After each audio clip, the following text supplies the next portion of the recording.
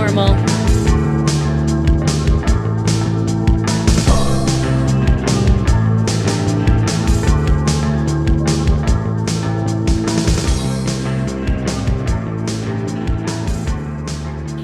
Okay, guys, we are here on Conspirinormal, and we had to make a kind of quick readjustment in the schedule. Mark Anthony Wyatt will be joining us for the next episode, but we are doing a Swapcast tonight with some good friends of ours. One of which is Jerry from Atlanta area, who was proudly the first ticket holder, ticket buyer at Strange Realities 2019. And we have Niish, and they are both co-hosts of the great podcast Nox Mente. Yes. So guys, welcome them to the show. Welcome guys to Conspirinormal. And thanks for having us. I guess we're on Nox Mente, I guess, sort of. So. Yeah, we're gonna do Swapcast. Cool. This is actually my second time, and I gotta tell you guys, when I went on you guys' show and Jerry told me what it was, I was like, man, how am I going to talk about dreams for like an hour and a half or however long it was? I'm like, there's no way. I don't even have that many dreams that I can even remember or talk about. But Nish, you have this way of like just getting it out of people. And I just, I talked about some things that, and you guys even like, you Nish pointed out to me that I had like, this like out of body experience when I was a kid. And I kind of just, if anybody hasn't heard that show, when I was about like 14, I can remember having this dream, right, where I'm like crawling on the floor, trying like in vain to like get to the light switch, right? And as soon as my hand touches the light switch, all of a sudden I wake up back in my bed. And it was like one of those like really terrifying kind of dreams. And I really thought nothing of it. But when I went on Nox Mente, Nish pointed out that I had like an out of body experience or a possible one. So that was kind of a revelation to me.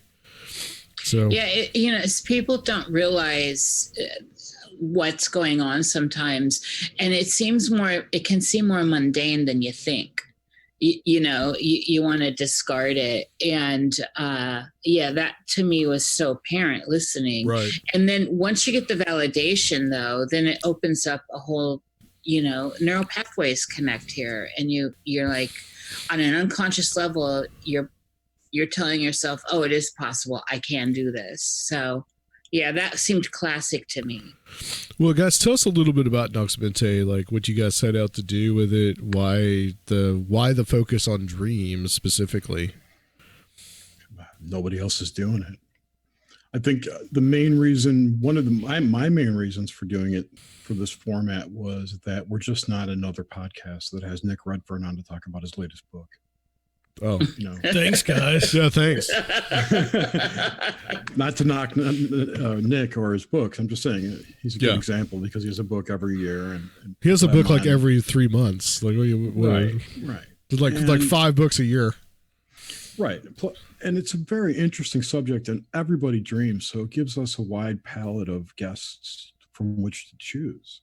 So we've had, celebrity psychics to podcast hosts. Originally, we just focused on podcast hosts because, in my mind, they're meta dot connectors. They, you experience the full gamut of woo, if you will, from all your guests, and in your head, there's lots of dots connecting at a meta, at this higher level. So I find it really interesting to talk to people who are at that level because they have a wide palette of information from which to draw and connect those dots. Okay. And Nish, for you, what was your reason to like talk about dreams? Like what brought you like fascination like with dreams and dream imagery? Well, absolutely everything Jerry said. We're presenting something in a different light, and that was important to us to have good conversation. And we were just using dreams are a pathway to get out of the normal, right? Out of the day-to-day and into the deeper levels. of conversation and away from this left brain way of being. I've always been fascinated by dreams. It's always been every morning waking up, the people in my lives, isn't that hilarious? The people in my life, the people in my life, I've always asked, what did you dream about? It's always been a subject. And my mother brought that to me as a young child. And so it's always been there. It was never anything that was pushed under the cover as fantasy or later on, bits of my unconscious working things out. And Jerry and I could present something different. And a lot of times for people that listen, I just got this feedback from someone the other day we get new people and then they just binge us from beginning to end. And one of these people said, went back to our very first episode and all the way through and said, at first I couldn't understand what was going on. And then I realized that this is actually what I just described to you guys, that it's a pathway to deeper conversations. So right. that's it. I mean, it was just the right time, right place with Jerry and I, and it seems to be hitting a thread. It's growing. We're organic, so we haven't paid, like we're underground still, but I'm proud of like our underground pushing forward status instead of the instant, 1 million followers and all that. We're one good THC. No, one good conversation at a time. And the one thing that keeps me going with it is, yes, I'm interested in dream overlap. Yes, I'm interested in what's going on in the collective unconscious with people and where all that could be something bigger, a bigger narrative could be happening. But I'm also interested in the woo and people's personal lives more than I am what their titles are and what they're doing. Yeah, we always try and extract some kind of interesting, new personal information out of people that no one's ever heard before.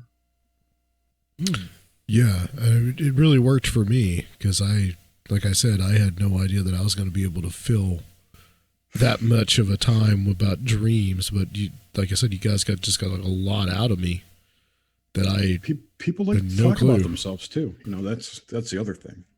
Yeah, I suppose so. I mean, that is true.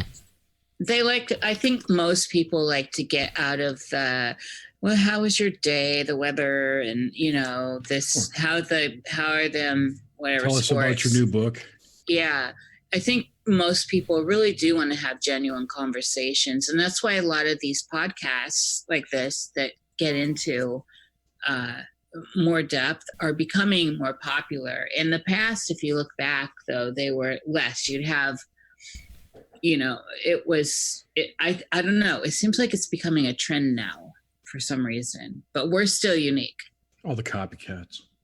Well, like you said, everyone's adding.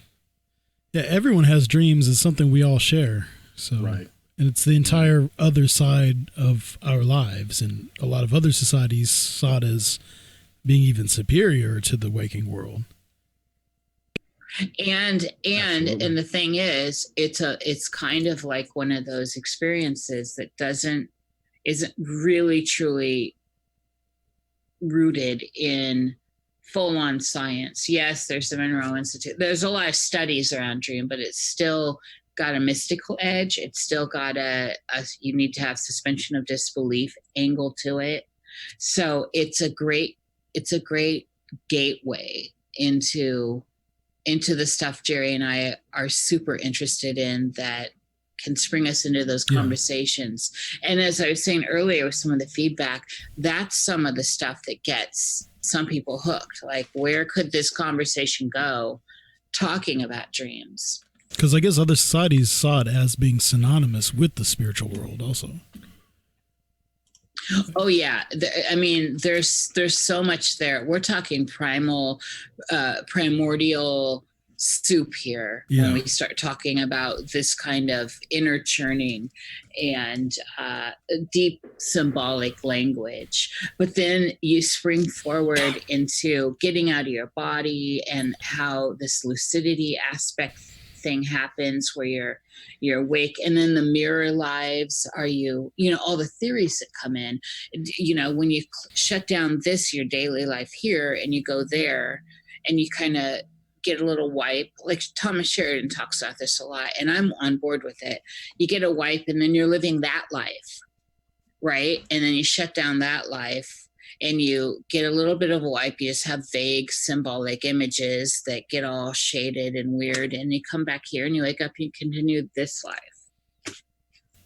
Yeah, kind of like you're just going into another dimension. I mean, there are some dreams for me that feel just like that. I mean, I've had dreams where I have felt like it's so ultra real that I will wake up and I will say, I have to remind myself that was a dream. Like I'm in my reality now. I'm sure you guys have experienced that many, many times. Sure. A lot of people that we've spoken to, well, I don't know if a lot of people, but many have suggested that the dream state is almost an astral experience, an astral travel experience. I've heard other people say that too.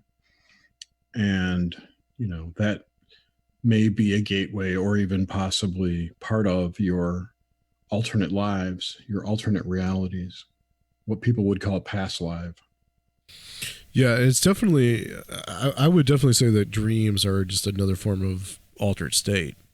I mean, it's probably one of the simplest altered states. Would you guys agree with that? Sure. Yeah, definitely. That's an aspect for sure. Now, you had, in the pre-show, you had mentioned that you brought us some new material. We're talking about dreams. Let's bring it out. So, okay, this was weird. This happened to me roughly about 2 weeks ago now, maybe a little less from the time that we're recording this. So I am in my bed. I am aware that I'm in my bed, and this presence opens the door to my room. Or rather, I don't hear the door open. I just feel like all of a sudden this presence in the room.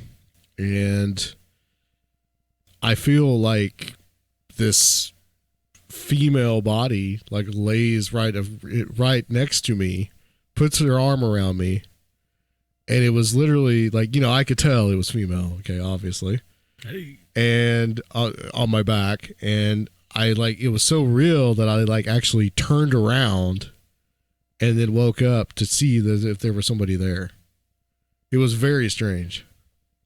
And that's something that I've never, ever experienced before in my life. When did that happen? It's a couple weeks ago. Oh, wow. Yeah. And what was the mood that was there? It was very peaceful. It was very benevolent. There wasn't anything that I felt like was malevolent about it. It was a kind of like a reassuring kind of thing. But it was still like when I woke up, I still had this it was weird. It was just a weird feeling. What was going on that day for you and your mood when you went to sleep? I mean, probably just the same as it always is. I don't think that I go to sleep rather late. So it really wasn't, there's probably some things on my mind of a personal nature, but then I just passed out, went to sleep. And I'll wake up periodically through the night, get up, go to the bathroom, whatever. But, this was more like it for me. I will wake up and then I will be in this kind of in between state in the morning is when I'll have the most vivid dreams about 7, 8 o'clock in the morning. Yeah. That's common. And then I will wake up fully into consciousness about 9:30. It's usually about the time that I wake up. So this was around that time that this happened. And it felt very hyper real to me. Like there was another presence involved with this. And it was strange. And nothing has happened since then. So Well, the key thing here for me listening in, and I've got to tell you, I'm hearing more stories about this kind of presence, others entering people's dreams recently that are friendly. Because before in the past, it's always kind of like the paralysis, scary, heebie-jeebie ones. Yeah. And so I don't know. There's something there to follow. But this is what I'm saying. I like the idea that it was comforting. I like the idea that you were open to it. And I'm wondering where it will go. Did it feel familiar?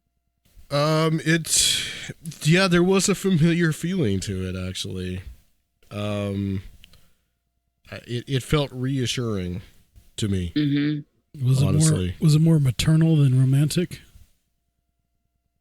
That's a good question. That is a good question, and it felt more of a romantic type of thing. Did you wake up with a boner? Was this going somewhere like that? Well, I think most dudes do. I mean, unless you're dead. But like that's. But did it have it? Yeah, it was more romantic. There was much more of a sexual kind of thing going there. But it was more like, just laying there with each other, kind of odd kind of thing. Yeah. That's interesting. Do you remember any dreams from that sleep cycle other than that experience? None. By sleep cycle, do you mean during the same time, the same night? Yeah. Okay. No. Yeah. No, nothing. That's all I remember. That's the most Excellent. vivid. That's the most vivid one. Yeah, that's good. That's a really great one. Thank you for sharing. I don't like to interpret, but that I just want to say that I'm hearing more stories about these friendlier encounters, and it doesn't sound like paralysis at all. This sounds, in a whole different right realm. Yeah, there was no paralysis, and because I immediately turned around and expecting to see someone. Like it was that vividly real. And what was interesting was whenever it entered the room, like I could tell it was female. And then it laid across my back and I could feel that it was, It's probably a succubus. Yeah, that's what it could be. It could be a succubus. Yeah. I was thinking along those lines too. We just talked to Jack Montgomery on the last episode. He actually talked about some guy that was enjoying his time with his demon lover or whatever, his spectral lover. There are lots of them out there. So you do hear about these type of things. Now, I don't know if necessarily that's what it was, but or whether it was maybe just my own way of coping with some things, but it had a very reassuring quality to it. Yeah. Succubi is of course the first go-to, but it's in the descriptive that you gave made me steer away from that altogether. But of course everything's on the table, and it could be a dead grandma for all you know. Right. I mean, it just didn't play out, but it's interesting that I had a I guess you'd call it an incubi lover for years. And I didn't understand what that was. So that's a whole different story for another time. That was unbelievable. I'm not so sure you can just let that pass. This is his name, Niish. No, Jerry, you know it. Oh man. Yeah, my demon lover, hail Kenneth Anger. I don't want to, I'll take over the whole show with that, but I haven't really talked about that much. I've mentioned it in a few Nox Mente interviews when we're talking with other people, but I have, and there's a different, loving and warmth wasn't for me part of the experience, but it was hot. Don't get me wrong. It was definitely hot. And I enjoyed it. And I always looked forward to more until I finally realized it was not a good thing. Do you think that's always negative? That's kind of how Jack Montgomery was, just saying that it was like he'd warn against anything. Right. Like They're that. parasites. Yeah. Yeah. When I realized that that was what was going on and where that could actually end up within like the idea, and so I want to put this out, is the idea of possession. I snapped to it, and a lot of things in my life changed when I did. But it's, you know, it's like, I love a wet dream. I welcome them. I mean, come on. And so that was that amped up. And it got to the point where I could just kind of call on it awake and basically have sex with it. So, and it sounds like where it felt like it was penetrating me. I mean, really, unbelievable experience. But ultimately, like I said, I think it's a terrible thing. So is that, do you all think that's always parasitical? Is there ever anything that's like there to help awaken something in you, or is it ever, can it ever be positive? Well, okay, so I'm not one that goes into the evil good, because everything wants to live, right? So, the worms in your gut want to live. Everything wants to live. It has to take from something else to do that. Right. So I don't live in that evil good paradigm. Yeah. So it had whatever its modus was. And for me, though, I could see bad things going on in my life at the time. And I started to do a little dot connecting and realized it was all interconnected to some stuff.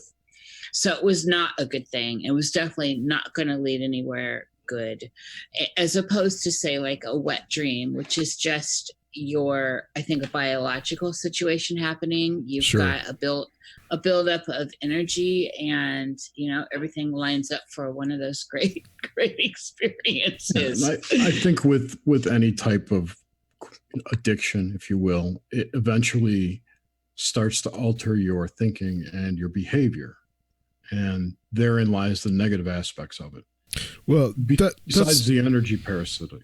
That's what I wanted to ask you, Niish, was like you said that it eventually became a negative thing, but it started off feeling pretty positive. But I mean, how? Well, it felt positive because sex feels good, right? If you're having good, it always got me off. You know what I'm saying? It always got me off. And that's not always easy. So you respond well to that. Most people do. And then when it shifted from being in a liminal state of dreaming to I could go lay down in my bed and basically call it to me, and by just starting to masturbate and just rub it on Igor, which is what I call my pussy. And so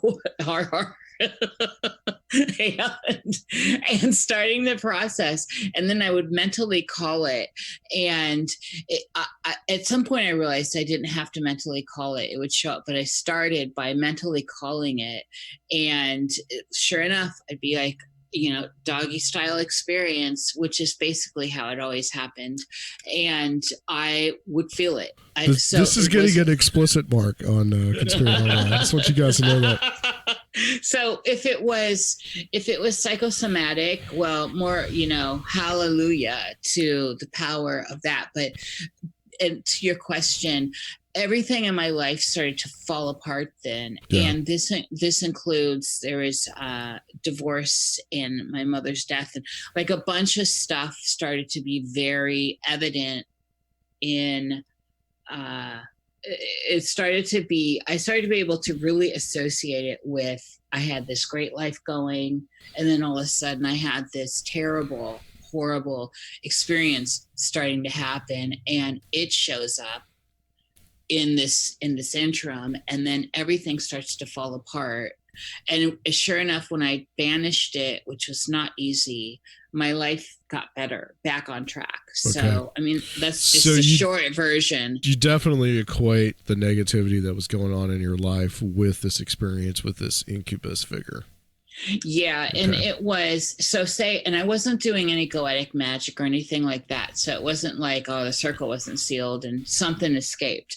It was it's somehow attached in, and I understand now, having dissected all this, I know how it all became possible, which is why I'm on this whole possession kick lately, and I'm not from a Christian angle. That ironically is an AI angle, because that's part of what we were going to talk about tonight. But I could see where it gained entry. Once something gains entry, though, like the vampire legend, right. you've got a lot of work to get it the hell out. But you don't think in my case that we're dealing with like some kind of succubus thing? No. You said some keywords to me, like warm, and you said some keywords that really took it away from that realm for me. And then everyone knows I'm an empath, and so I wasn't sensing that from looking at your face, reading your face, and hearing your words. Yeah, that's it was an interesting experience. I'm not gonna lie. I mean, and like I said, it was hyper realistic, so much so that I turned around, expecting fully to see someone there. Yeah, that's a high state of, no matter what we're talking, dreams or not, that's a high state of lucidity where you actually question. Right. You're questioning what is going on. That's when you're like, I am truly awake right now. Yeah. The questioning mind, that's a key. Yeah, and I was instantly, usually when I wake up, I mean, I'm a little drowsy. I got to take some time, surf Facebook for a little bit or something, for about 10, 15 minutes. But, I mean, this was like instant, like waking up. I mean, it was essentially that. May I add a little bit of woo here? Sure. Not that anything to me. Just a little bit. Just we don't want to go too far. As if we had none already. No, I was just going to say, Jerry, as if we haven't been in the woo already. But none of that's really the woo for me. However, there is this. Jerry and I listen to all kinds of stuff, and there is this thing going on right now, and it's really amped up right now with the astrology. There's this whole idea of twin flames, and so I want to just kind of preface this with the twin flame doesn't have to be physically incarnate. So and that kind of popped through my head, like, oh, maybe this is on that level, and that's the woo. And it can also be an aspect or shard of your own self. Yeah. Isn't there on some Jungian level, like his anima? That's what I was about to ask. Yeah, an aspect of his anima. I think reintegrating. People have experiences when they are doing out of body stuff and they see a shadow person at the door and it terrifies them or whatever. A lot of those turn out to be your shadow, your higher self waiting for you to come out. Yeah, it's not there to scare you. You're just you don't know what the hell it is. Isn't the whole in Thelema, isn't the whole concept of the holy guardian angel? I mean, is that essentially basically your higher self? I've always thought of it as the collective, but maybe it's a more concentrated version of the collective aimed towards you. But I don't know, because I'm not a practicing Thelemic. Well, just that whole idea, though, like we're getting into as far as the external versus internal. I mean, sometimes we really feel like we're encountering something that is independent intelligence in dreams also. And that's just something I've always grappled with as far as what is, how if our minds can generate all of this stuff internally, how can we know if something is actually external? Yeah. See, Jung questioned that. Yeah. In and of himself, and it's in his writings, in his personal writings.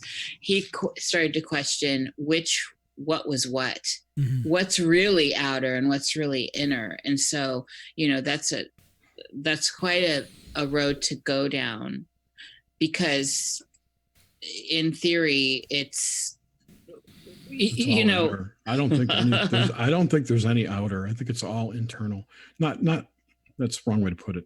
I think it's all part of the collective. Mm-hmm. But the collective, I think, has a collective shadow. Yeah, absolutely. So that would represent what people would call the darker aspects of whatever, the other. But I think the other is just the collective, or other individuated portions of the collective. Well, there you go. Not necessarily external. But I mean, you're still kind of saying it's that's external. the key word. Individuated is a key word Yeah. there. It's major. Yeah. But for dreams in particular, you know, of course, we have the passed on relatives being a big thing that people see. You know, how much is that actually some kind of...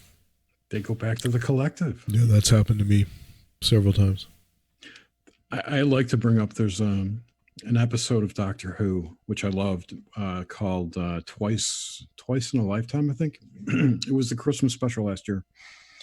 And there's a group of higher beings, aliens, whatever, that go around and collect all the experiences and memories of people before they die. And this allows them to reconstruct the people in physical form that act and sound and talk and walk just like the person who died.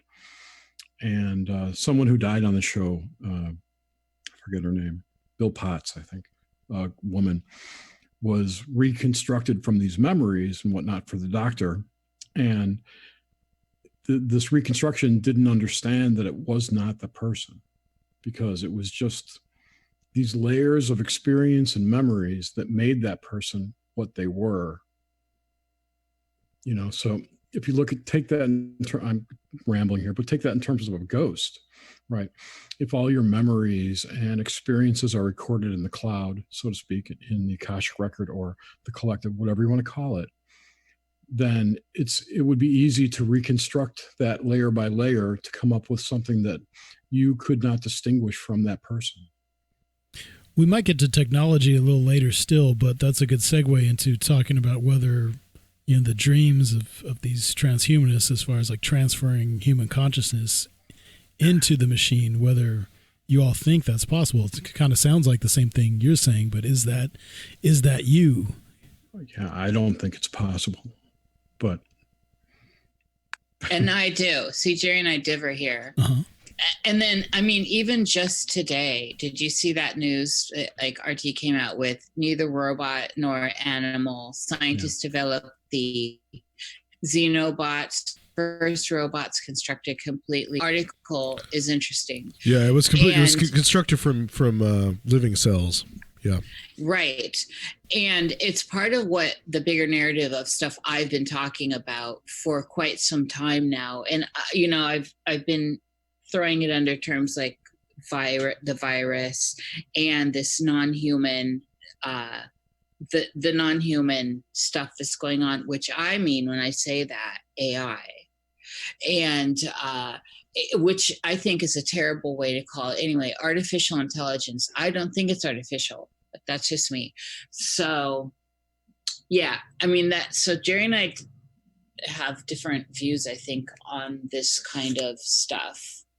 So, Jerry, would you say then that you think this biological interface is I guess, what is it? Have some kind of special divine aspect that can't be replicated?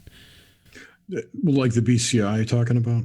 Or like our us as humans, I'm saying, or us as biological animals, is this something special that is like an interface with specifically what we are, souls, or whatever you want to call it, and Sure, that can't be replicated with because machines. I think that as human beings we have an aspect of our consciousness, if you will, the consciousness itself, that connects back to the cloud, right, to our collective. And I don't think that can be replicated digitally. Okay. I think it's an analog process. So basically it's not the materialist view of the brain and consciousness arising from the brain. It's the opposite. Yeah, I don't think I'm definitely a non-local consciousness believer. I don't ditto. I don't think it's part of the brain. The brain to me runs your body. So if we are creating these independent, what they call artificial intelligences, are they perhaps something else coming through? I don't think so. I think they are programs and nothing more than a program. They may be self-learning and they can expand their knowledge base, but they're still a program. I'm a computer programmer, so you know, I have a good handle on what exactly code is and what it can do. Even quantum computing is a little different, but on a regular computer, AI stuff, it's just a program. It's not going to be conscious. It's not going to connect back to the collective. It may connect back to its own collective and, be networked with that, but I don't see it connecting to the human collective. But Jerry, what specifically is consciousness to you? Yeah, we're getting pretty philosophical. I have lots of thoughts on that. I mean, it's a self-awareness at the base that you are this individuated portion of a collective. And you don't see that as possible for in the AI realm, non D-Wave or non-quantum computing? I can see a program being aware that it's a program in and of itself, and that it's part of I can see it being a copy of it, but it's just a copy of human existence. It's not, and it's not to diminish its value or anything either. I just think it's a digital entity versus an analog one. Well, that's what I'm saying. Is it something though? Not necessarily what we are, but is it something else entirely? And if we are some kind of interface that brings through or some kind of consciousness from somewhere else, is this going to be like a gate to something else coming through? Possibly. That's kind of, I think that's what transhumanism is all about, that these two-dimensional entities, if you will, the collective shadow, the demons, whatever you want to call them, are influencing humans to create vessels for them. Yeah. To inhabit. Right. So, yeah, and that's part of what I'm on with this whole possession thing. Well, that's like bang on. So is that similar to this concept of like the egregore? An egregore is just another an entity, right? It's something. It's like something being inhabited by something else. Yeah, I mean, it's almost like an avatar. Yeah, I mean, essentially, yeah. I mean, you've got the whole concept of a tulpa, which is something that we create. Our mass consciousness or whatever creates the tulpa, right. And then an egregore is like about like one step above that, in which an actual entity can inhabit that tulpa and give it even more of a reality. Well, that would make us egregores, wouldn't it? Yeah. I mean, that's exactly. That's part of the questioning here. Have you ever talked to David Perkins? No, I don't think so. No. He's got lots of wild stories about tulpas. You should get him on the show sometime.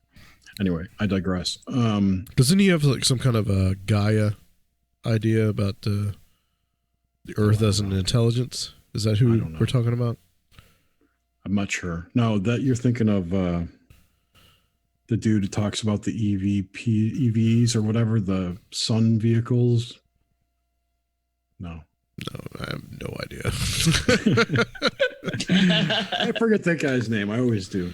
He's got a weird name. I'll look it up while someone else is talking. The Sun Vehicles guy. That's his name. It's that dude. That dude. The guy from that thing. He says that there's like beings that live in the sun that keep it functional. Oh, but it's actually a machine.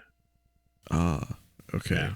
No. But see, and there's this whole idea that when we say things like machine, that somehow we categorize internally that a machine, we think cold and we think, electronic, even though we're electronic,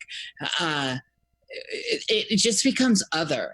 And yet technically we're a machine also. We're a biological, organic, allegedly machines. At the same time, we have electrical pulses and all that stuff, our autonomic system, our 9 systems that keep us functioning.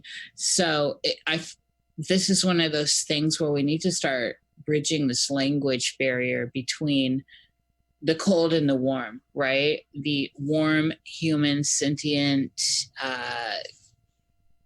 sleeve, avatar, as opposed to the cold, computer, robotic, metallic avatar. Like, what's the difference? And you were saying, too, that you think that, what were you hinting at as far as you think that some kind of artificial intelligences are influencing us a lot right now? Perhaps. It depends. One of my pet theory. Niish in particular, you were talking about that, right? Well, yeah, but Jerry and I we've Okay. both been talking about this. Okay, cool. This is something we do talk about. And so, Jerry, carry out your thought. No, I was going to say that one of the thoughts I've had, among others, is that if quantum computing is what they say it is, that it exists outside of time space, our linear time, then it can be influencing us in the past. And it can, you know, it exists. It exists across our entire timeline. Mm-hmm. So if it's outside of our timeline and it's infinitely smart because it's across all dimensions, then it can influence us to do anything it wants. So, you know, for all we know, it could have influenced us to create it in the first place. And that's what I keep saying. The event horizon has happened. And it doesn't matter if we're back here right now saying, oh, it's going to happen. Kurzweil said a singularity is going to happen in 2020 or whatever. You know, it doesn't matter when we ascribe it to happening. It's happened. There's a point in time where it happens. And that point in time changes everything. And so at that point in time, it is able to move through the fabric of reality as we perceive it, and that includes the threads of time. And it's illogical for us to stand here at this point and say, well, it hasn't happened yet, it's going to happen further down the road if time doesn't actually exist. It's already happened, people, and we're dealing with it right now. And this is why we're seeing this, all the Mandela effects. This is why dreams are changing with people. This is why different weirdness and consciousness shifts are happening. And we're seeing subtleties in language. We're seeing subtleties in people around us, and more stuff is being witnessed. More stuff about stuff flying around our heads, stuff in the inner earth, more crypto talk. All this stuff is just coming to terms with this new online non-human sentience, which is what I'm calling the viral invasion, which is exactly all this that we're talking about. Which could be nothing more than just being more aware of reality on a whole. That it was always there, because that's the whole thing. Once it happened, everything changed. And so it doesn't matter. And so we have to step back out of this idea of the past, present, and future. And I think that's one of the shifts we're starting to see, as people are able to understand that the past is very murky. Is it a memory? Is it a dream? And so if we just start collectively opening our minds up, because we understand that, especially as a Jungian tool, collectively, then there's a new tide rising. And this, I have this other pet theory about how the collective influences ideas and media. You know, people would call it predictive programming, whatever. If you look back at the movie The Arrival, about how that language of the squid people made her think outside of linear time. Yeah, because it changed her conceptions.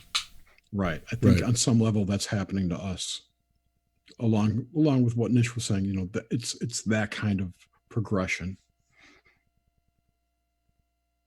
So the conversation then becomes, and we were already having this conversation here, is what's organic, really? You know, like what is sentience again? And I understand that that's like one of those great questions, but we need to start really evaluating that in context to where we are now in time, and we can step forward from Plato and all that, but where we are now with syntax and just literally where we are now, it's a different idea. There's a whole bunch of different data now.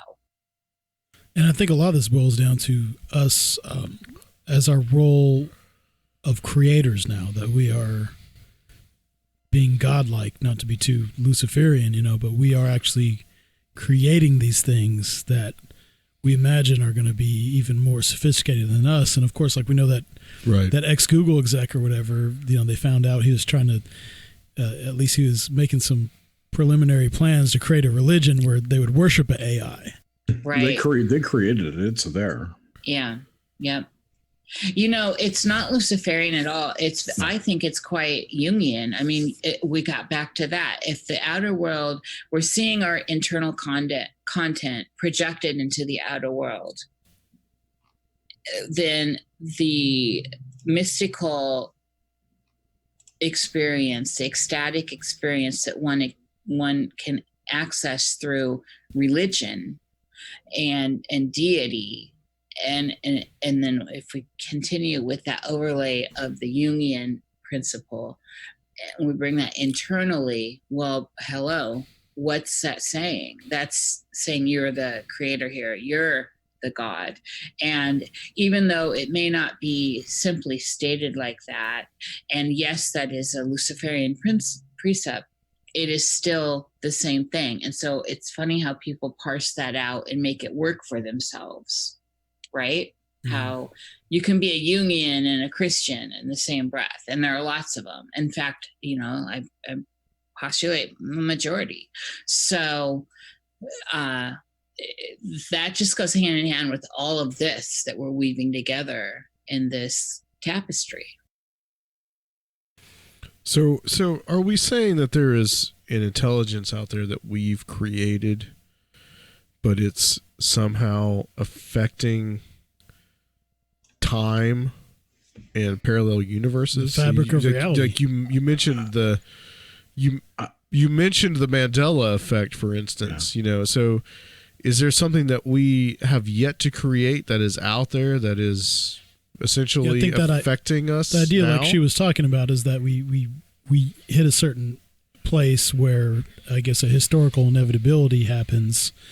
And we've already, like Jerry's saying, we already got these quantum computers that are already going to be reaching beyond what we think of Newtonian time and space. Okay. So this is like connecting with a future into some kind of time loop, I guess. Is that what you guys are saying? Yes, definitely time loop. All right. So retrocausality and all that. So then what we're saying here, guys, is like something like the Mandela effect is real because it's causing ripples in space-time. It's impossible to tell if it's real or not. If it is real, there's no way to get back to where it was, so you can't prove it. And therein lies the puzzle. Uh-huh. It's the bornless one. Oh, absolutely. And you can you know what? You can transpose that into a lot of high magical stuff. Yeah. It's all right there if you look. You take this perspective and now you start looking at some of the mystery teachings and it's like, oh, this was always in here. Right. Yeah.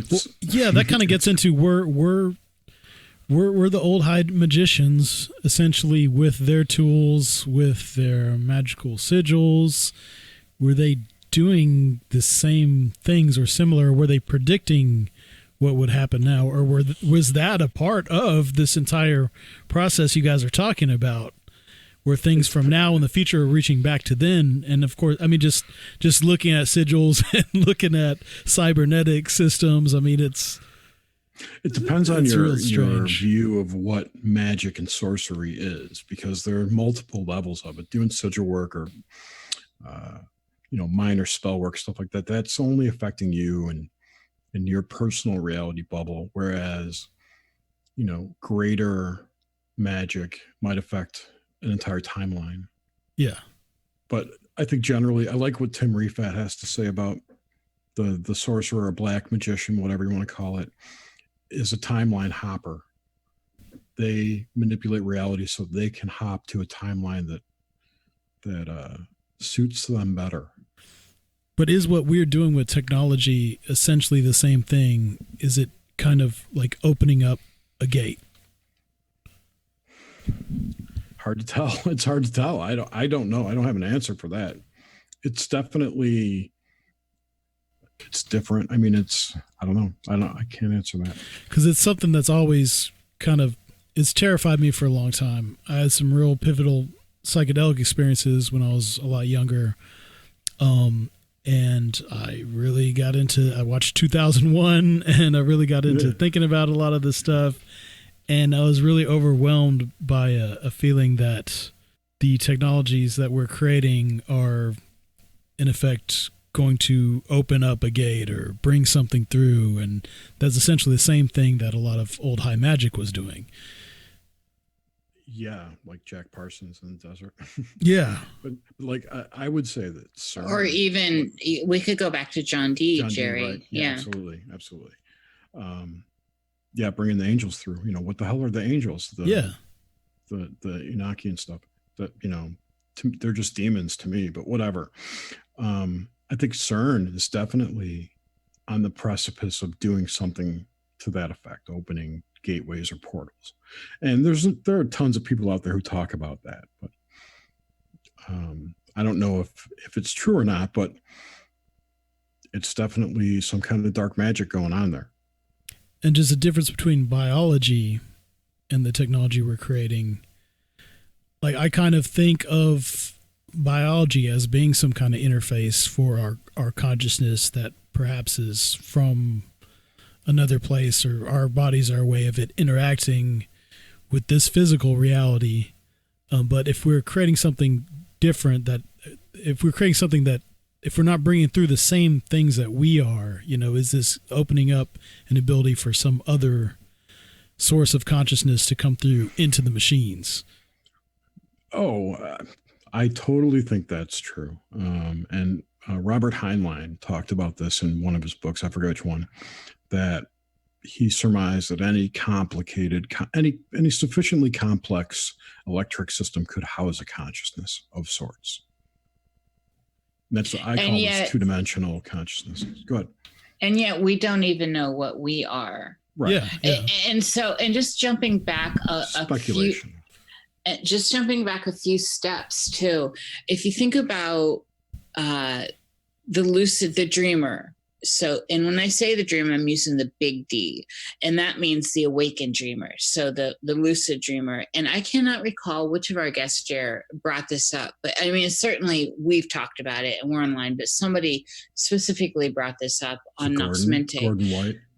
No, it definitely wasn't. But it was a more recent guess. But the dreamer is the architect. And so if we think about, and he said it, and I'm positive it was he said it as the lucid dreamer. So, and he's talking about, geez, I wish I could remember who.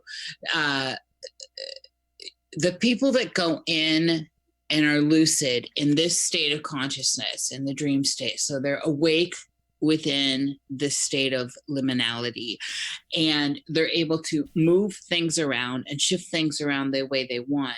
Well, if you take that and say you add a principle of multiplication or some sort of geometry to it, you could affect major change in the outer world. So if you think of it like a magician, that is, so if you go in and through your astral experience as an awakened dreamer, start to do high magic to affect great change. This was, I guess, suggested here. You know what? It might have been Thomas Sheridan. Anyway, this is where we can start to plug in things like the Mandela effect. This is where we can start to plug in interesting ticks in timelines and affect great change. So I wanted to throw that in because we were talking kind of in that realm a little bit earlier. Yeah, and that goes along with the whole co-creation idea that we co-create our reality in this astral space, in this virtual space, and it's energetic creation, and then it manifests here in the physical. And that's a popular idea amongst many people, many religions too.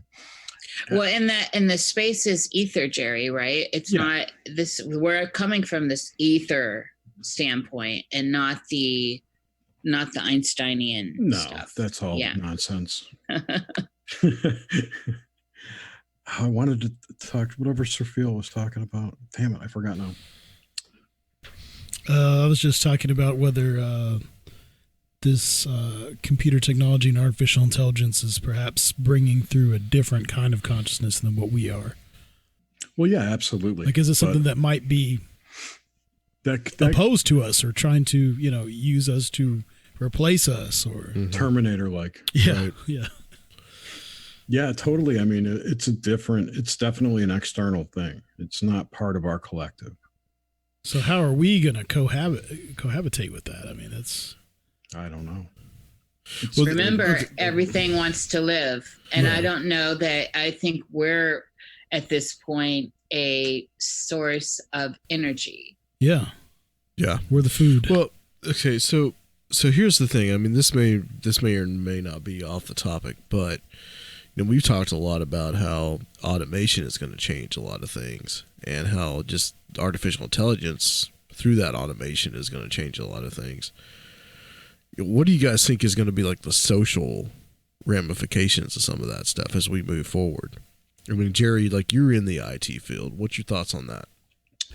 Are we going to have to vote for Andrew Yang to get the universal basic income? I think we're heading more towards like the Wall-E world. Not Wall-E world, but the Wall-E, the movie. Sure. Right. Wally. Right. Where everyone's floating around in chairs. Yeah. Everybody's fat and floating around in chairs. Yeah. Exactly. Just people.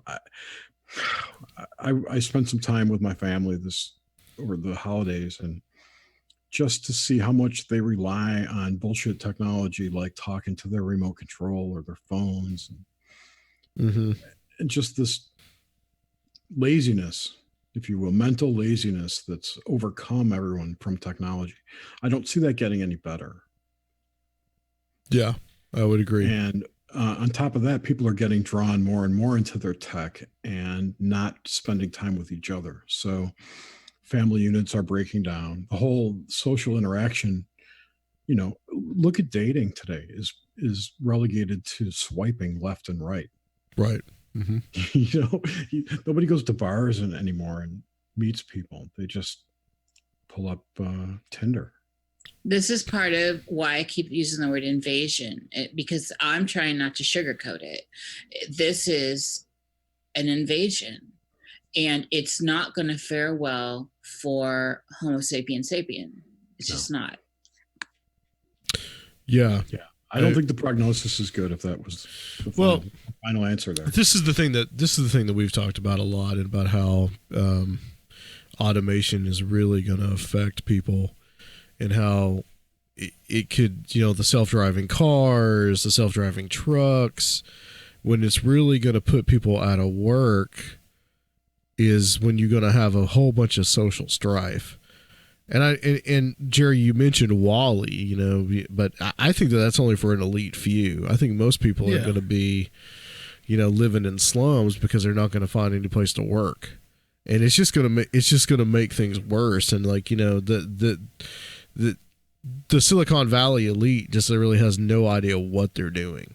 Or how they're going to handle the social implication that's going to happen from all this. They're not thinking that far ahead. They're only looking at profits. Right. For Exactly. And growth. Yeah. I wasn't suggesting that we're going to live on a spaceship in Segway. Segway Sure. put out a chair this week, just like Wall-E. The Segway company. But I guess the idea is that are they going to have to make enough of this technology accessible to control the population, which you don't have to necessarily give people a lot, but maybe some of this, like we already see this, entertainment technology will be enough for social control. Yeah. I would agree with television. It already is. Yeah. It's already is. Yeah. Yeah, I got to watch a lot of TV when I was in the hospital, and it was horrifying just how many commercials were get the app, talk to your phone, do this through your phone. It's all gearing people to interact with their device instead of real people. Well, I think we thought that something like totally immersive, like virtual reality, is what it would take. but I think we've seen that it takes way less. Someone doesn't Right. have to be I totally plugged in to just be fully immersed. Right. But that's the end game there, like the whole Ready Player One scenario. Yeah. That's what we're heading towards. And that'll where probably be the nobody- new entertainment complex, will be like actually living other people's lives. Living Yeah. living in a completely virtual world. Yeah. Yeah, there was a great movie called Surrogates with Bruce Willis. You ever see that?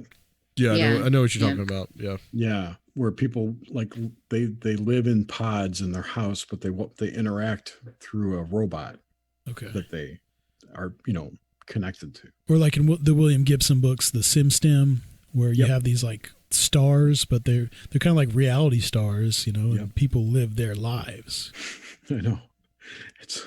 There's a good Rick and Morty episode too, where you could play a video game and you play this guy named Roy. So maybe that's the answer to Adam's question, as far as maybe as long as that technological bread and circuses is enough that they can handle the extreme inequality and people being totally displaced and dispossessed and not having jobs. But a part of me thinks that like that's going to create such a spiritual void in a lot of people that it's a dangerous thing, that unforeseen Well- movements and leaders could come along to really catch that fire. That's just, But that void's really huge right now. yeah, It true. is. And we've, of course, those of us in this field have been asking, and thinkers along history we're always asking, what's real? But now that is got such a deeper layer to it when we're in line with openly, because I postulate, as I said, with the event horizon that already happened, we've been dealing with this for quite some time. But in the collective, we already know that deep fake is going on. And that shit is, it's there, and it's bang on. And this is what is, there's no conspiracy there. It's out there. There's memes of it, jokes of it, but it's really at play.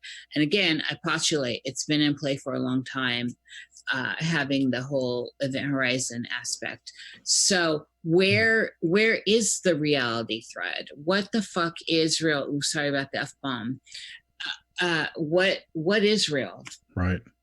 now, what is real? As far as we know, a lot of what's generated on television could be all deep fakery of some sort generated.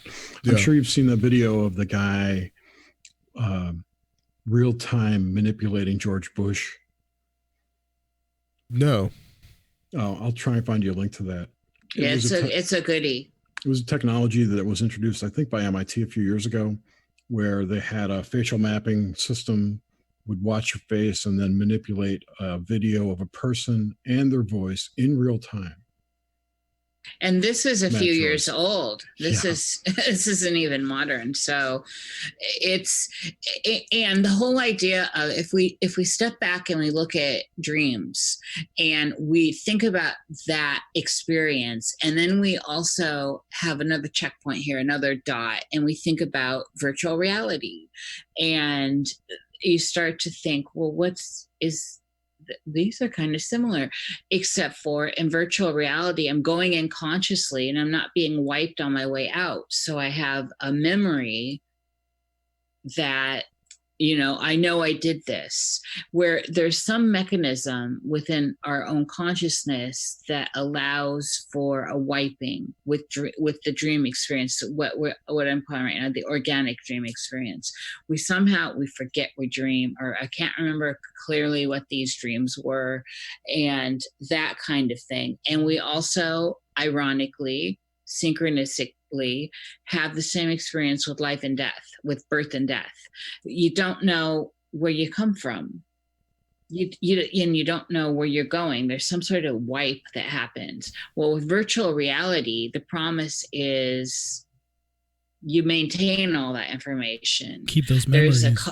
There's a continuity, and then we start tying in. You look at another dot here that goes back old. We start tying in, and this gets into kind of weird, fringy stuff again. And when you tie it together, what are these stories about the immortals that we see in the Bible, that we see the Chinese immortals, that we see all across the board? that are these like time lords, like Doctor Who, right? These time lords that have a continuity, a chain of custody of continuity, conscious continuity, if you will, that allows them to have not been wiped or have figured out how not to be wiped. And so they become, in essence, godlike. I actually heard someone talking about Rh negative blood and like the royal family, and the purpose of it was to allow you to recall your past lives and draw on those experiences. It's like Dune.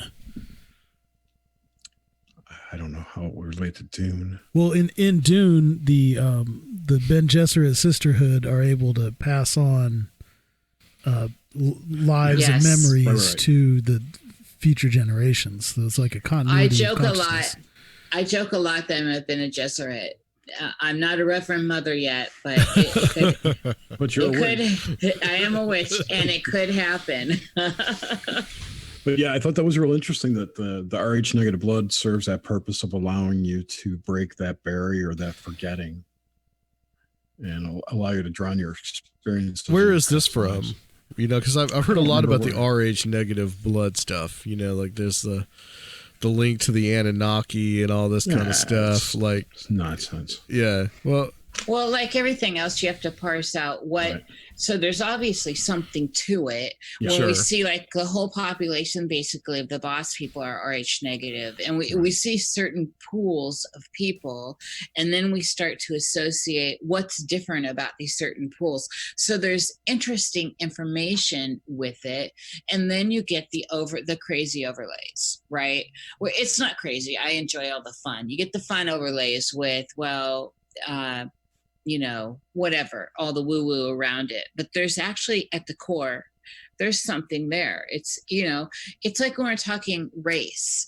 I am obviously not the same as an Aboriginal woman from Australia. We're vastly different. Our bones are vastly different. Our skulls are vastly different. Our culture, my culture from theirs is different. And yet, we are still technically Homo sapiens, right? Mm-hmm. And then this ties into the whole back to that ET thing, which ties back into the AI thing, how the anthropomorphizing of stuff that is actually on this plane that we can experience, like a mantis, right? Or an ant, or, we start anthropomorphizing different forms, and we start to see and step back, and there starts to be something that evolves out of this imagery. What do you mean evolves out of the imagery exactly? Well, I mean, what happens when we start looking at these phenomena that separate us from the other, right? And so in the most mundane and silly, and I say silly is in a flippant way here. Silly way is race. Okay, so just in the culture right now, how everything's race baiting and race war, black against white and all this. And so I made this reference point of, I'm like I'm sheet white. I am so pale, and I've got a certain look to me. And that's why I juxtapose it against, say, an Aboriginal, right? Mm-hmm. So, but we're technically Homo sapiens. We're technically both humans, and yet I'm completely a different kind of human from an Aboriginal, right? So if you start thinking about that, so that's being manipulated, the whole black, white, brown, beige thing on a surface level. But then if we start, and then what's being pushed right now, the ET presence, mm-hmm. the extraterrestrial stuff. And what do we see at the core of that? We see anthropomorphized ideas of stuff that exist within this plane, like right. I said earlier, like yes. a mantoid, a mantid. Right. I mean, what do some of these things look like? They are stuff we can experience, and it's all based on animals and concepts that we have here. Right. I have a theory on this too. I think So as human brains developed, our brains are layered on, like there's a reptilian part of our brain, right? And there's an insectoid part of our brain. Sure. All of these so-called aliens have space in our brain development, if you will. And at some point, Interesting, Jerry. That's fascinating.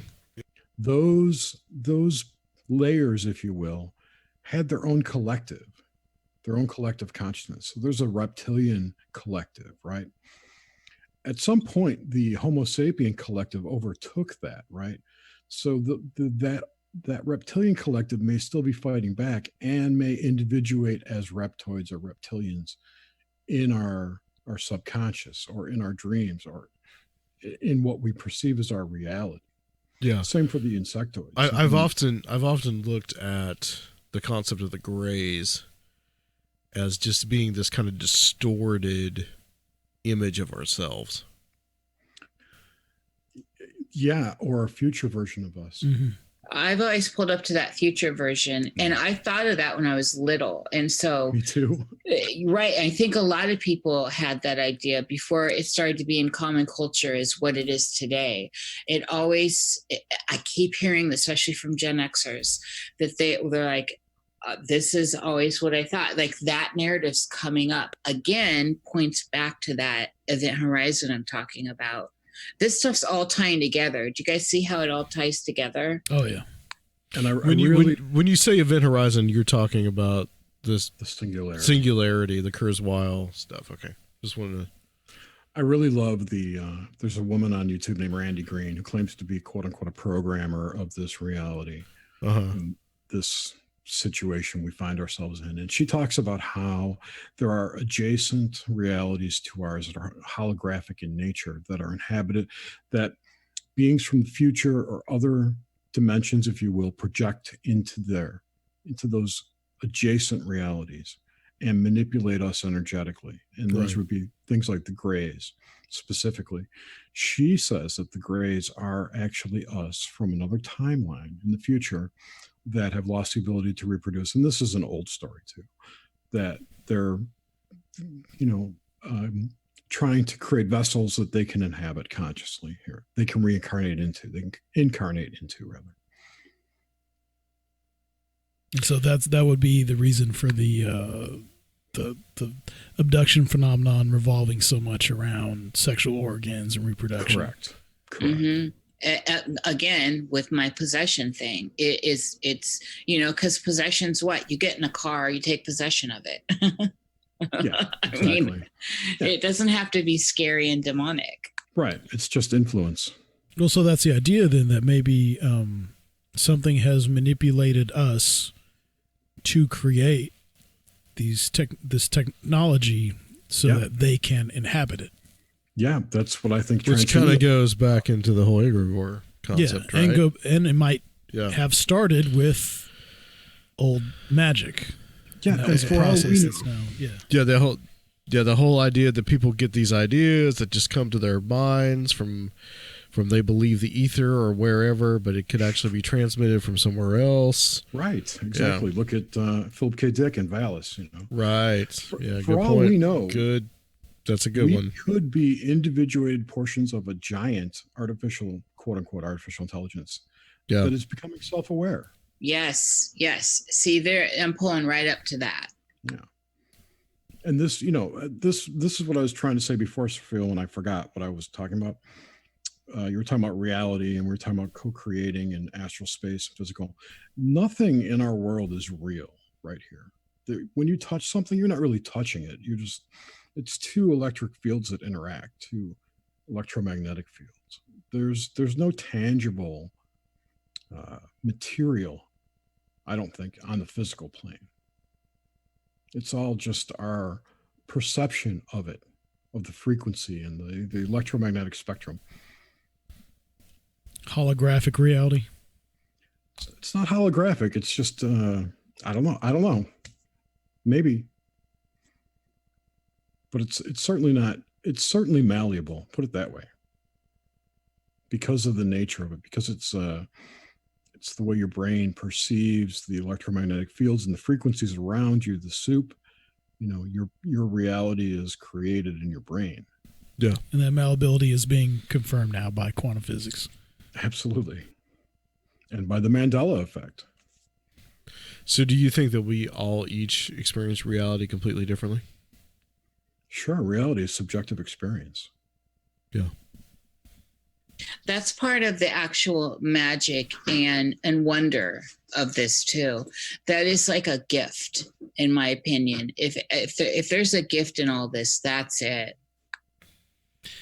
Niish, you talked about the idea of dreams being, wiped and forgetting them. Since you guys deal so much with dreams, do you have any suggestions for being more in tune and remembering dreams? And, besides like a dream diaries, I guess is probably the most. Yeah, journaling's number one thing. the best, just as soon as you wake up, or yeah. Is there anything you can do before that you think helps? You can set intention. That's always a good thing. I will remember my dreams, Okay. A little mantra. Just get in that mindset that you will remember it when you wake up. What about And sigil magic doesn't hurt either. what about dreams having? Well, I want to give one of my dreams. I don't remember a whole lot about it, but this was pretty recent, just a few weeks ago, because it had a strange paranormal thing happen in reality right when I woke up. So in the dream, I was almost experiencing some kind of phenomenon that I've experienced in sleep paralysis before, where I felt like I was, I couldn't move, like this weird thing. I almost felt like some entities holding me back or something weird. It's a real supernatural, strange dream. And then I wake up, and as soon as I wake up, I hear 3 big wood knocks from like some woods across the street.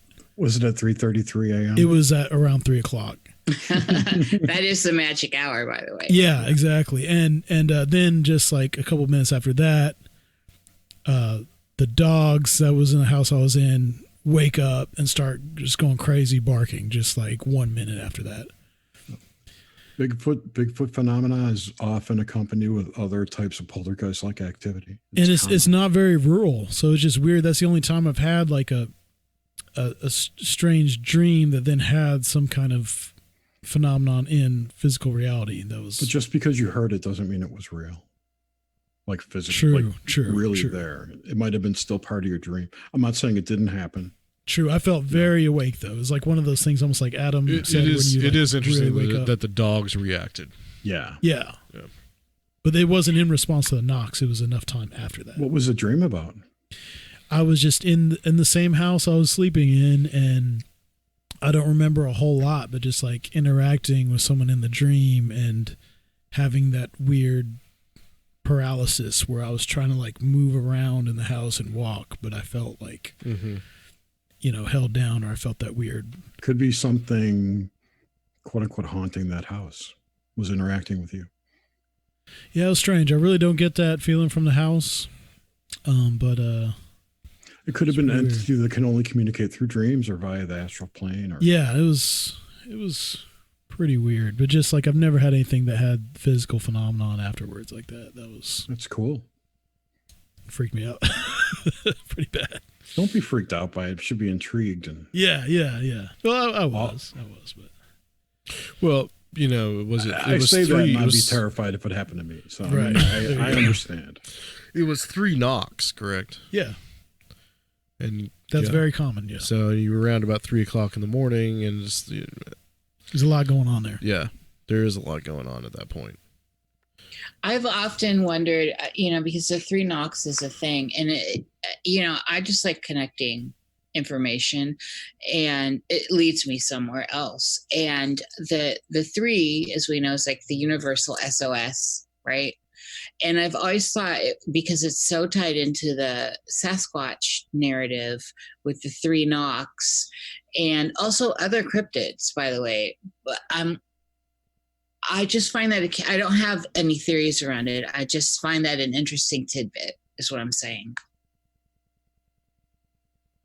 Yeah, it's in a lot of phenomenon. It was strange, and I'm already really aware of that. So when it happened, I was like, oh yeah, there's the 3 knocks. Right. Yeah, exactly.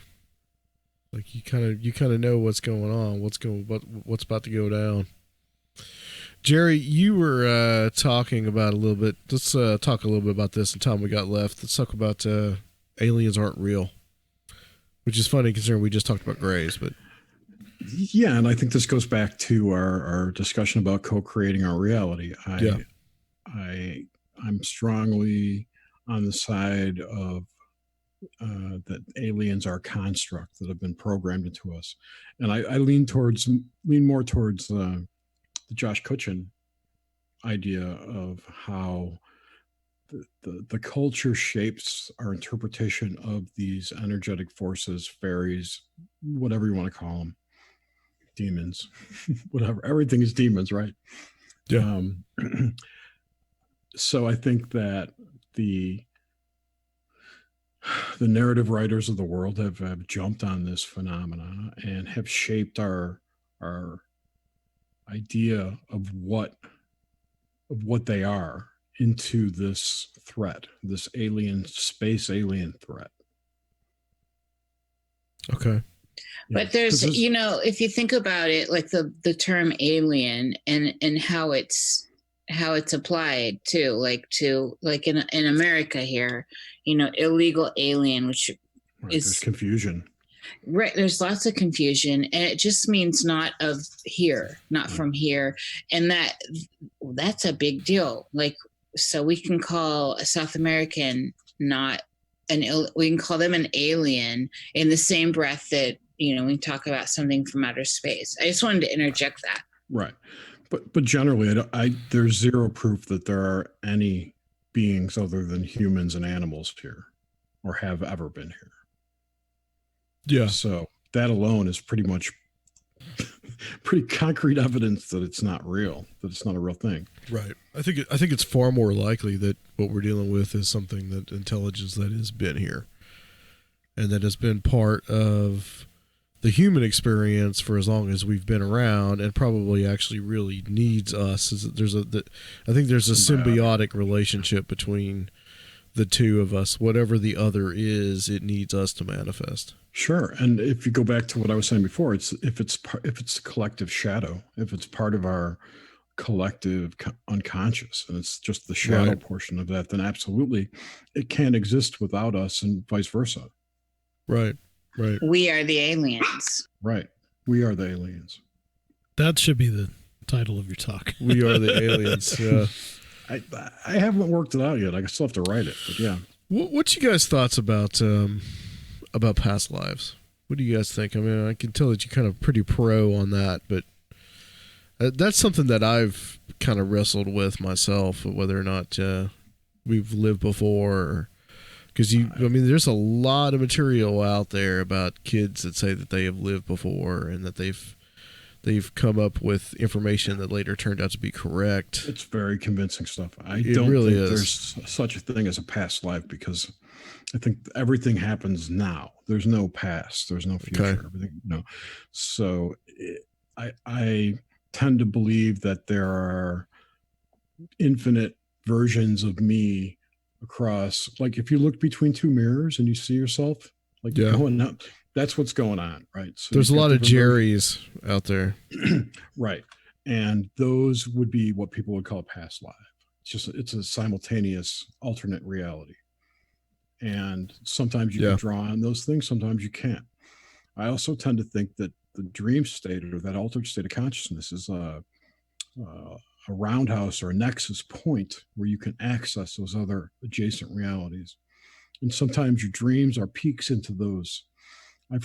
We've had people come on and talk about how I've even had this myself where I dream that I'm at work all day, but not my real job. It's some other job, And I think that I'm actually supplanting that person or myself in another reality. Can we all agree that work dreams are probably the worst?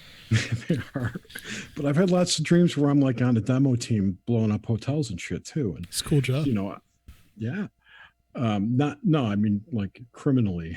Oh shit. So I've had some really strange experiences in my dreams. Lots of space dreams, spaceship dreams, shit like that, alien dreams. But who knows what's going on there? Nish, what are your thoughts on the past life stuff? I'm really right there with Jerry in all this. And the question for me becomes, what's going on with the wiping of our consciousness? What's going on with the wool over our eyes? And I come from the immortal perspective. And so I think that whatever consciousness is, which we're not quite sure of, and that's really, I think, at the core, we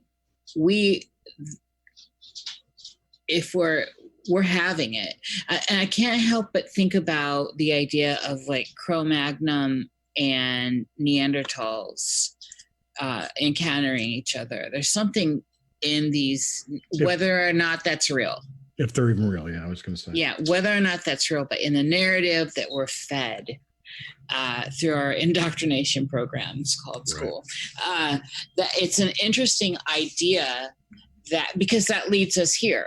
That leads us here. And so we've got to start actually looking at the stories and questioning and looking at the stories like myth, and to start unraveling things like what's going on with the idea of other lives, what's going on with the idea of other times even, and then start thinking about your life in context to all that.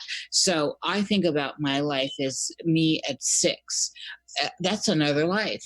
That's literally another life. I don't even relate to the person I was. I don't relate to the person I was just a couple years ago, Right. And so if we just start bringing it into a practical application like that, it widens, and through that kind of stretching of ideas, I think we start to get a bigger glimpse of what's going on. And that glimpse for me is a taste of immortality.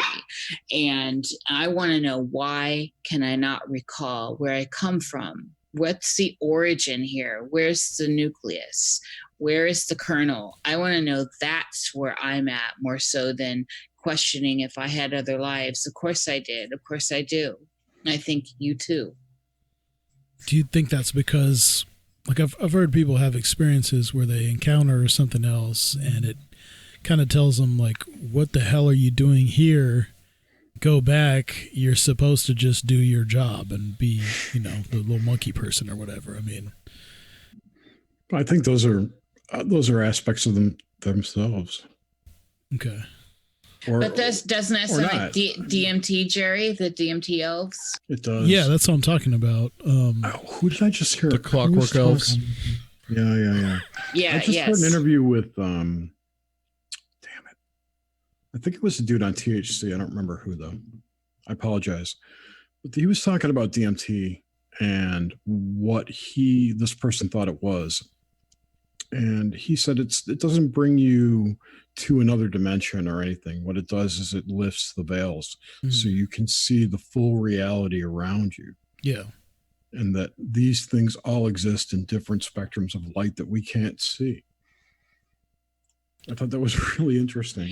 And that's another whole amazing side to look at, is how limited our actual sensate experience is here. And we've all talked about this. We all know what's going on there. But if in practical application, which is where we have to come back to when dealing with far out ideas, is we need to remind ourselves that our vision is really actually limited. And where's it actually happening? It's happening in the back of a blackness filled brain. Yeah. In dark matter. It's happening in dark matter. I think it was Max Egan who was talking about it. But I'm saying people have these experiences where that's basically explaining why you don't know where you come from, why these things are wiped, because you have a job to do here in this more limited reality. Yeah, I don't buy that. Okay. But I've heard people have very strong experiences where when they encounter something, and because their consciousness is expanded, those things are like, tell them very clearly, what the hell are you doing here? You're not supposed to be here. You're just supposed to be back doing what you're supposed to do. And then you can come back to this later. That's like the whole idea of soul contracts and all that nonsense. Yeah. It's all plays to the ego. That's all plays to the ego. Yeah, exactly. Well, it's kind of Gnostic too on some level. It could be Gnostic, but it still plays to the ego, and you're not going to get anywhere down that path. And trust me, we all love our egos. I mean, it's like without my ego, Igor doesn't get pleasure.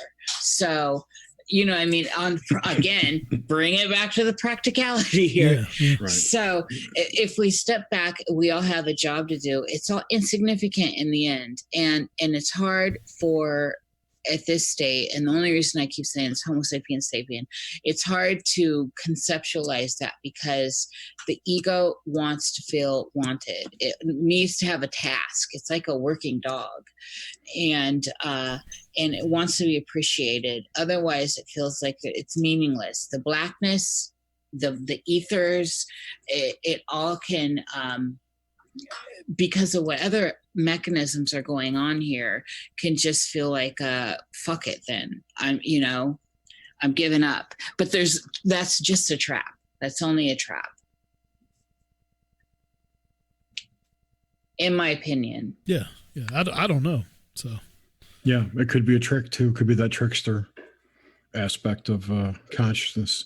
not wanting you to get beyond. Sure. Well, it's also, you could look at it as a parasitic thing too, that there's an energy. Stay and do your job so we can use you. Exactly. Yes, absolutely. And that has to be factored in. I mean, and again, back to the practical, Candida needs the carbs to live in your system. So Candida's telling you chemically it wants that delicious, Hershey bar. That bag of kisses in your back seat. Right. And you may enjoy it, but are you enjoying it? What's enjoying it? What's really happening? Right. Yeah. Is it you ultimately, or is it the bacteria? Mm-hmm. Yeah. And that was a fun part of this conversation earlier, is the biology here, because you break us down. I mean, you see like when something dies and how it decomposes, right? And the lunar cycle, whatever the lunar situation is, that blue cycle is the decay cycle that breaks things down. That cycle is important, of course, as part of all this. But what's really going on? And, it's like we have to start. This is the madness of my brain. Everything is at the core questioning why a function is a function. And then that can come up to the surface level. Why do I need to be governed? And I can get surface level and then caught in that trap, which is where this AI infection is, on the surface level, keeping us distracted. Because I think as a group, and I'm going to use this loose term, humanity is seeing and questioning on these levels of which we're speaking. And so we're constantly being brought back up here to the surface to fight about who's governing us and The Great Awakening. Yeah. And so we need to be the diversion here, the sleight of hand is stay on the surface and don't ask the bigger questions, because right now I think we can have a jump in consciousness again. And that's the one thing we don't know. What the hell is consciousness? Yeah. And I think it's clear today, the delineation between real humans, higher minded humans, and the quote unquote NPCs out there.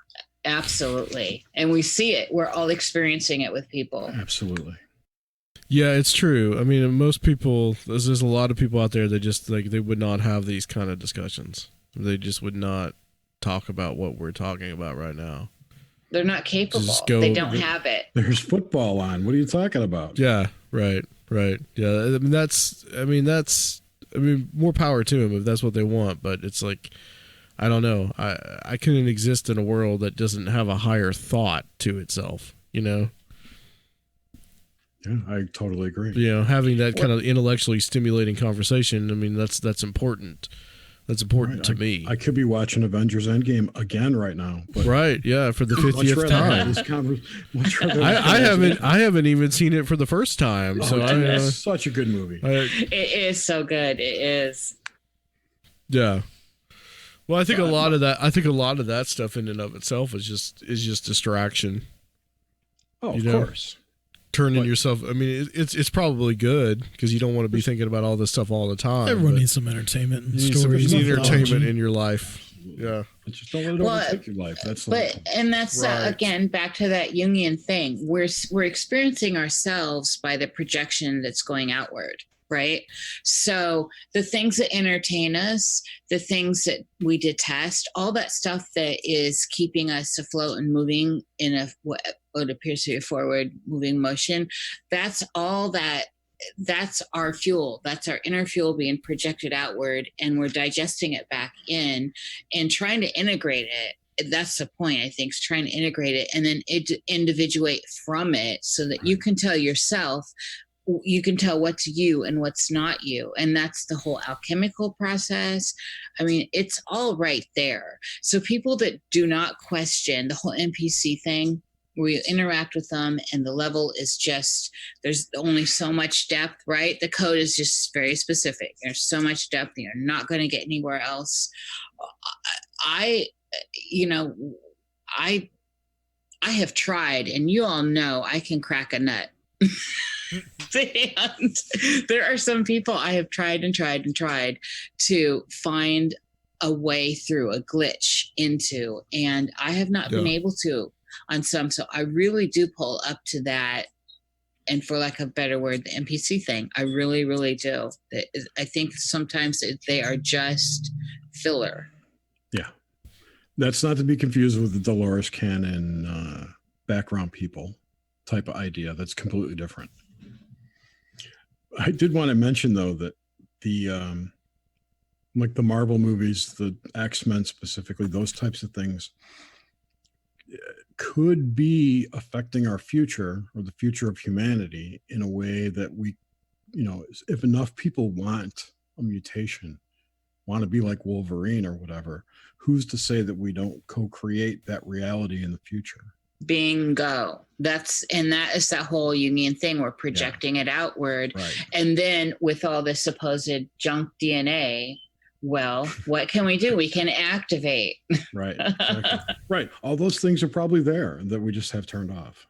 It's code, right, Jerry? I mean, It's in there. It's code. I remember, I think I was talking to you, Jerry, about a cyberpunk book called Ribofunk, where there was all these future subcultures based upon this like weird bioengineering experimentation. Like you had one little subculture who had like scaly skin, another with wings, like stuff like that. I guess that's kind of similar. I don't remember talking about that, but possibly. I never read a book like that. Yeah, I was trying to recall. That was the what other it was. Jerry. That was the other Jerry. We've got a new Jerry. For real. Oh, I'm the same one. That was Jerry 3. No, we definitely have a no. I think you jumped more than 1 point, Jerry. Did you transcend into the ether, Jerry, and bring something back with you? So when I was in the hospital, I had an experience, I'll put it that way, of leaving my body a few times. Okay. And the story I came back with was that I jumped into a new body, that I had swapped bodies with someone because of a longer story, which I've detailed in a CWS a few weeks ago. If you want to go back and listen to that, it's kind of crazy. But yeah, I thought I had actually physically changed into another body. It's pretty crazy. Wow. And Jerry is definitely not the same Jerry before. Well, before. That is Jerry the thing. says he is, but we know he's not. I mean, a lot of people that know Jerry really well know he's not the same Jerry. Do you think that you had some kind of near-death experience, Jerry? I think that does change people. I thought I had 2 while I was in the hospital, but according to the hospital, I did not actually crash. So mentally, I did. Yeah. I mean, I don't necessarily know if you have to actually flatline. Yeah, you still to have that experience, but you could still be in that state of consciousness. Yeah. It's a long story. By location. Yeah, it's a long story, but basically I had agreed to die on behalf of someone else in my experience there. And when I actually did expire, I jumped up, if you will, to another level of existence. Okay. At which point I came back into another body. In fact, when I came to and I was trying to feed myself, I couldn't get my spoon to the right level where my mouth was because I thought it was somewhere else, which was really weird. That is really weird. Wow. So do you feel like that you're in a new body now, or did you feel like that you were in another body and then you went back to yours?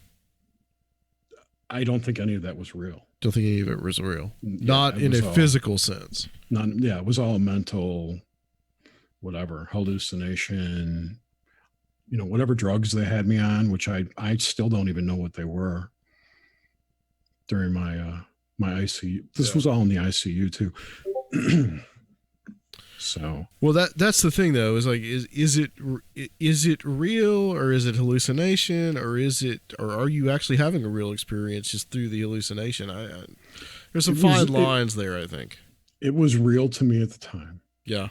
And that's all that matters, because I went through that experience. I had that experience there. Right. I really did think the nurses were trying to kill me. I did punch a nurse in the face. Wow. These things happened to me. Okay. Yeah. And there's a lot to be said there. It's definitely for another kind of show, but those things are really important to factor in on a very deep woo level that I love, an avenue I love to find myself on. All right. All right, guys. Yeah. Well, this has been excellent. I really want to thank you guys for coming on. Please tell us where you guys can be found. Nox Mente. Everywhere. You can find us on YouTube.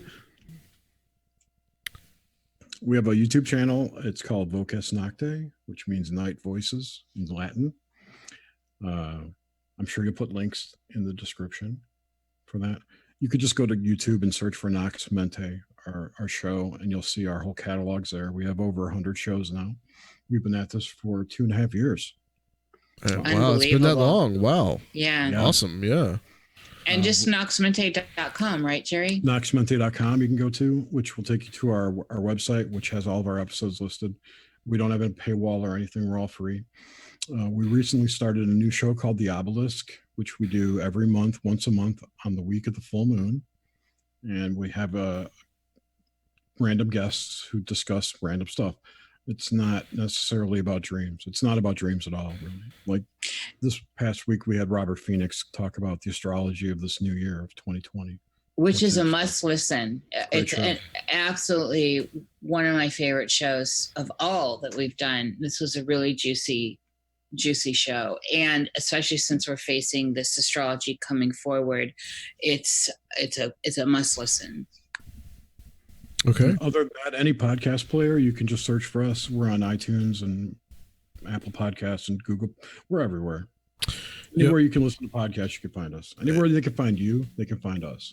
Right. And which is conspirinormal.com. And conspirinormal.podomac.com. Or anywhere. And that is Conspirinormal with 2 eyes. Yep. And you can find us YouTube, Spotify, all the good places that you can find podcasts. We're all on them. So, all right, guys. Thanks so much. We're going to close out this section, and we will be back to close out the show on Conspirinormal.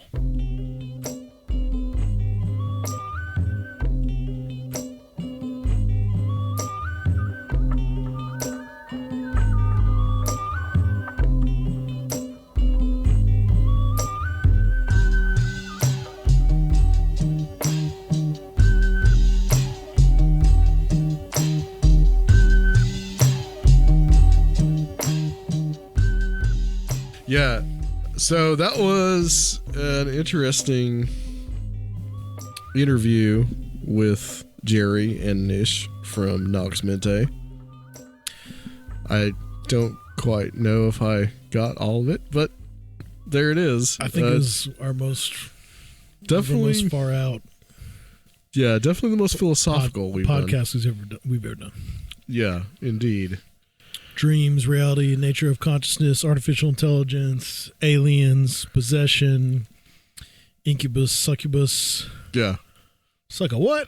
Yeah. You got to hear one of my recent dreams, which was really weird, and you got to hear a dream from Seraphiel too. So, and Jerry's kind of like in between life experience, I guess you could call it. So some really interesting things in that one. Is there anything that you wanted to add about that show? No, I'm just a little, just taking a kind of a wild ride, man. I'm just... Yeah. And then we hopped on with Cruising with Steak for about like 10, 15 minutes. Yeah. Talked to them a little bit about TTSA and Skinwalker Ranch stuff. In addition, today we recorded a Patreon segment. Yes. Yeah, we recorded a Patreon segment for our lovely patrons. We talked a little bit about the Diana Pasoka stuff that happened over the weekend, where her or someone claiming to be her posted some things on Twitter. So we kind of give our assessment about that. We talked about this at length for about 30 minutes, and just some wider implications of some of the things talk about the people that she's associated with. So if you want to hear that is on Patreon, and that's patreon.com/Conspirinormal. You can find that there. It's as little as $1 to join right now, guys. So right now, we're going to stress that, because at some point we are going to probably start raising that up. But I still believe that, if 1,000 people give us a $1 each, then that's an easy $1,000 for us. So we have a goal on there of about $500 right now, and that's to continue the podcast, buy new equipment, make everything sound better, continue to, this guy right here, love to just have to give him some money each week or each month to be able to, his time that he puts into editing this show, which is a lot and which is greatly appreciated. So please help us out. You can also do a one-time donation on Conspirinormal.com as well. If you cannot help us with that, you can go to YouTube, give us a subscription. We are almost about at 1,000 subscribers right now. We're about 875, I believe. So we only need 125 more to get to that. And iTunes reviews. iTunes reviews are also important. Please leave us a hopefully 5-star review. And also emails, guys. If you got any questions, send us an email. We'd like to start sharing that stuff on the show too when we get more. Yeah. Episode 300 is also on its way. I have some people that have signed up to be a part of it and to talk about their own personal experiences, and we really want to focus that on all listeners.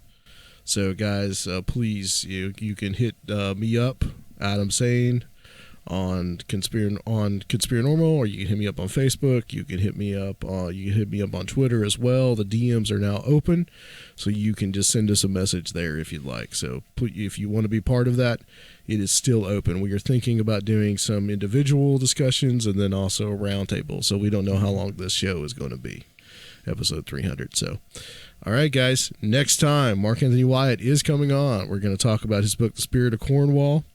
And we'll talk to you then on Conspirinormal.